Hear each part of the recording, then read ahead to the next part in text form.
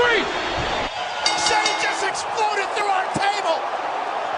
Oh my God! You will rest in peace. But to be the man, you gotta beat the man. I'm not a bad guy. I'm not a good guy.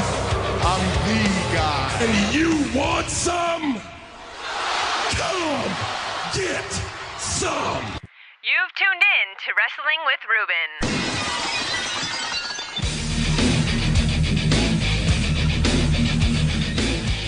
Ruben. What's up, everybody? It's Ruben Jay here from MultiMediaMouth.com. You're listening to a Wrestling with Ruben mini podcast. We are talking about all things wrestling this week in a real brief couple of minutes here. I wanted real quickly to give a real quick breakdown of what happened at WWE Summerslam this past weekend. An incredible weekend. I also want to real quickly talk about some stuff that happened at NXT, a couple of things about the Global Force Wrestling spoilers that I've heard so far, and a departure or two that I've heard about over the last couple of days from Global Force Wrestling. So again, welcome to the Wrestling with Ruben mini episode, starting after this quick message. Most of us do online shopping, and if you're like me, you use Amazon to do most of your shopping. Well, now you can shop on Amazon and support the show by going to our website and clicking on any of the numerous Amazon banners that we have on the website. You'll see Amazon on the sidebar and in the footers. You can also go to MultiMediaMouth.com/Amazon, or occasionally when we do a music review, you will see us put a link to the album through Amazon. If you buy anything through one of our links, it helps the show. It doesn't cost you a dime. All you do, go to MultiMediaMouth.com/Amazon, click on the banner. It takes you to Amazon. You do your normal shopping like you would anyway. You check out, you pay, and then Amazon sends us a small portion of what you purchase. It doesn't cost you an extra dime. There's no risk for you whatsoever. You just shop and you help the show out. We appreciate you doing that. MultiMediaMouth.com/Amazon, click on the banner and help the show. Thank you guys so much.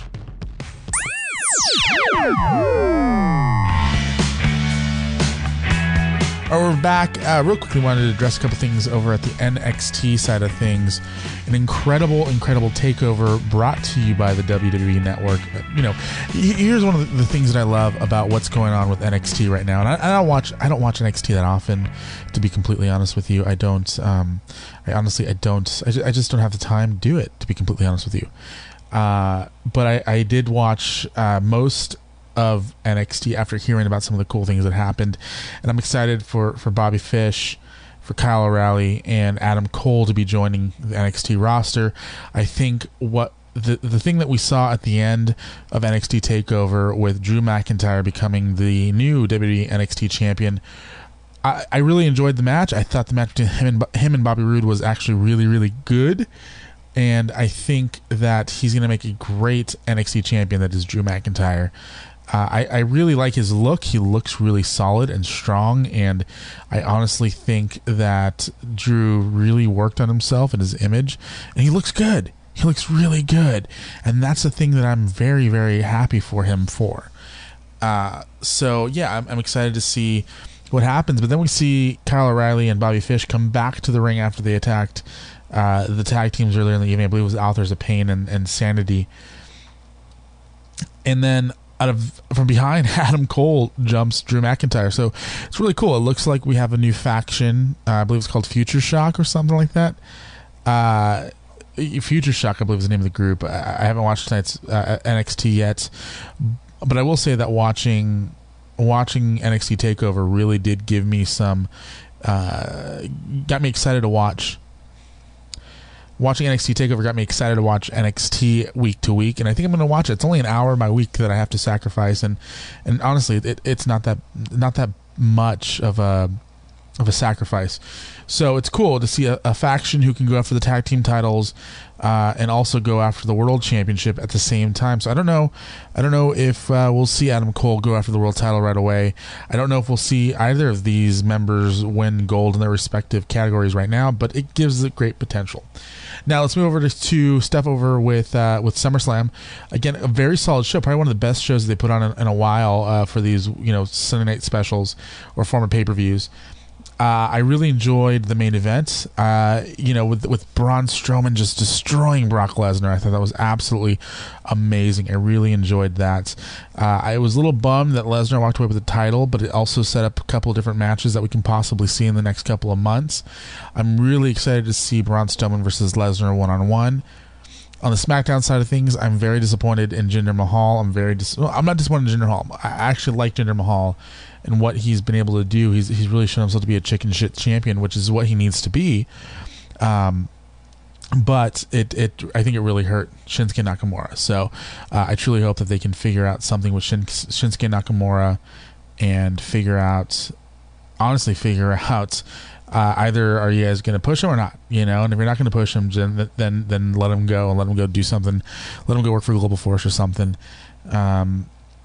The AJ Styles, Kevin Owens, Shane McMahon thing continues to heat up with SummerSlam, with Shane McMahon essentially costing Kevin Owens. Well, actually, Kevin Owens cost himself the match, but I thought it was pretty funny that it's very obvious that Shane McMahon versus Kevin Owens is the next big thing that's going to happen.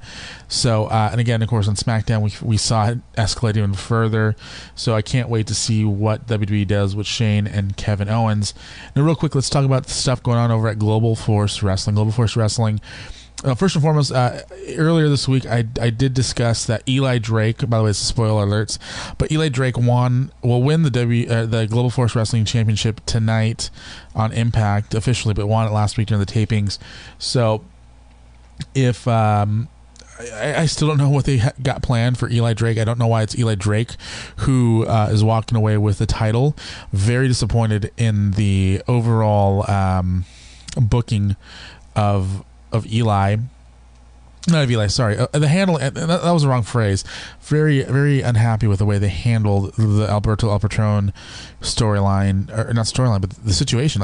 Like the Orlando Police Department cleared Alberto of any wrongdoings, and then the idiots who are running Global Force Wrestling, and I work somewhat closely with Impact Wrestling over the last couple of months. I've had some access to some of their stars.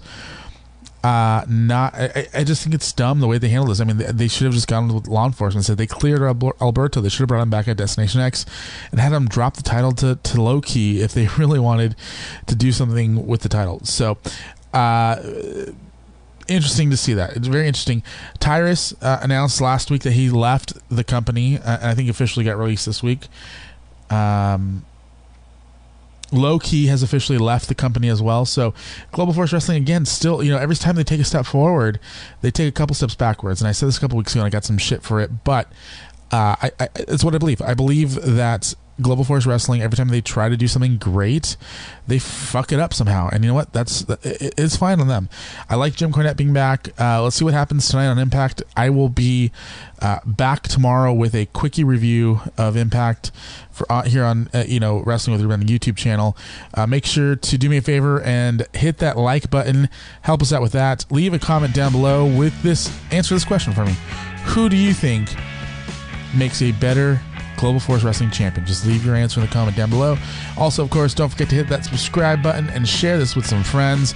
I'm Ruben Jay from MultiMediaMouth.com, and I will see you guys tomorrow.